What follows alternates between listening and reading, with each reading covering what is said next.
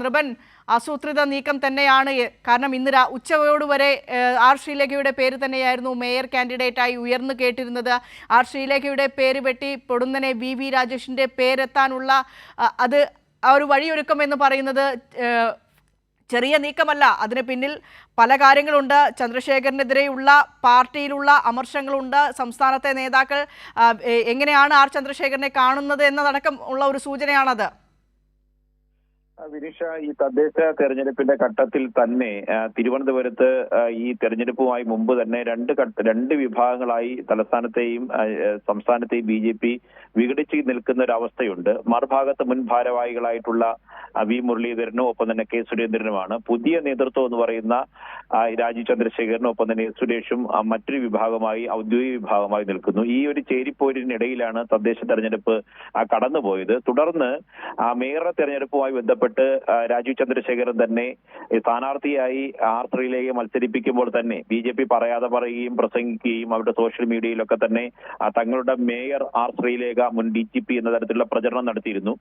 ചില സമുദായ സംഘടനകളുമായി നടത്തിയ ആശയവിനിമയത്തിലും ചർച്ചയിലും ഒക്കെ തന്നെ രാജീവ് ചന്ദ്രശേഖരൻ ആർ ശ്രീലേഖയായിരിക്കും തിരുവനന്തപുരത്തിന്റെ മേയർ എന്ന തരത്തിലുള്ള ഉറപ്പ് തെരഞ്ഞെടുപ്പിന് ശേഷം അടക്കം നൽകിയിരുന്നതാണ്. ഇത് വിശ്വസിച്ചാണ് ആർ ശ്രീലേഖ സത്യപ്രതിജ്ഞയ്ക്ക് വേണ്ടി കാത്തിരുന്നത്.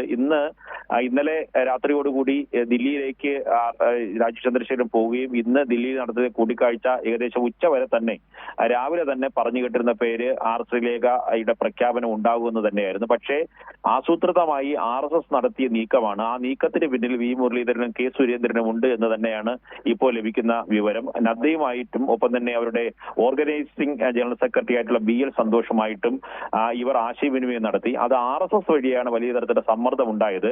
ആ പാർട്ടിയുടെ നേതൃത്വത്തിൽ നിന്നുള്ള ഒരാൾ തന്നെ മേയർ പദവിയിലേക്ക് വരണം എന്ന തരത്തിലുള്ള കടുത്ത നിലപാട് RSS പാർട്ടി ലീഡർഷിപ്പിനെ അറിയിച്ചു. ഇത് നദ്ദയുമായും BL സന്തോഷുമായും ഈ അഭിപ്രായം പങ്കുവയ്ക്കുകയും അവസാനം രാജീവ് ചന്ദ്രശേഖരൻ കേരളത്തിൽ നിന്ന് കൊണ്ടുപോയ പട്ടിക അട്ടിമറിച്ചുകൊണ്ടാണ് അവസാനം ആ ശ്രീലേഖയെ തടഞ്ഞ് VV രാജേഷ് മേയർ പദവിയിലേക്ക് എത്തിയിരിക്കുന്നത്.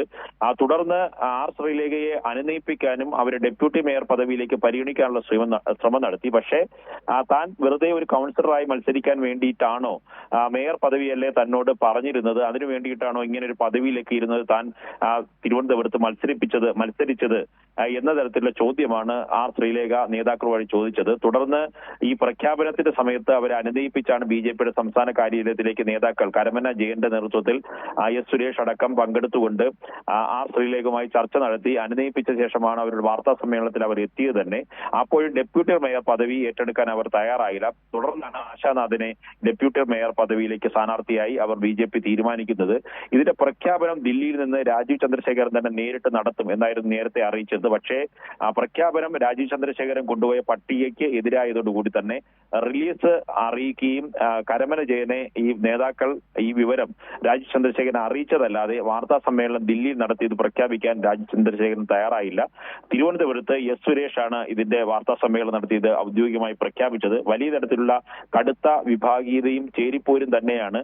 50 കൗൺസിലർമാർ വിജയിച്ച് ഒന്നാം കക്ഷിയായി BJP വന്നു എങ്കിലും അവർ നേരത്തെ പറയാതെ പറയുകയും പലർക്കും ഉറപ്പു നൽകിയതിന്റെ അടിസ്ഥാനത്തിൽ ആർ ശ്രീലേഖയാണ് തലസ്ഥാനത്തെ മേയർ സ്ഥാനാർത്ഥിയായി BJP പ്രഖ്യാപിക്കുക എന്ന തരത്തിൽ ഉള്ള പ്രഖ്യാപനം അവർക്ക് നടപ്പിലാക്കാൻ കഴിഞ്ഞിട്ടില്ല.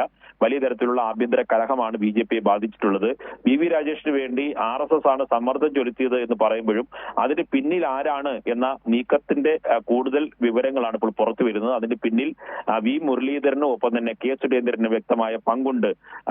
ഇക്കാര്യത്തിൽ രാജീവ് ചന്ദ്രശേഖര വിഭാഗം നടത്തിയ നീക്കത്തെ ഇവർക്ക് അട്ടിമറിക്കാൻ ഇപ്പോഴും BJPയിലായി എന്നതാണ്. അതുകൊണ്ട് BJPയുടെ ശാക്തിക ബലാബലത്തിൽ ഇപ്പോഴും കെ സുരേന്ദ്രനും വി മുരളീധരനും സ്വാധീനമുണ്ട് എന്ന് തന്നെ പറയേണ്ടി വരും. കാരണം ഇവരുടെ അടുത്ത സന്തത സഹചാരിയും ഒന്നിച്ച് ഭാരവാഹിയൊക്കെ ആയിരുന്ന ആളായിരുന്നു ഈ VV രാജേഷ്. VV രാജേഷിനെ നേരിട്ട് മേയർ പദവിയിലേക്ക് പരിഗണിക്കണമെന്ന കാര്യം ഇവർ നേരിട്ട് ഉന്നയിക്കാതെ മറിച്ച് RSS വഴി ഒരു BJPയുടെ പ്രധാനപ്പെട്ട ഉത്തരവാദിത്തമുള്ള നേതാവ് തന്നെ മേയർ പദവിയിലേക്ക് വരണം എന്ന സമ്മർദ്ദം ചൊലുത്തിയാണ് ഇത് നടപ്പിലാക്കിയത് എന്നാണ്.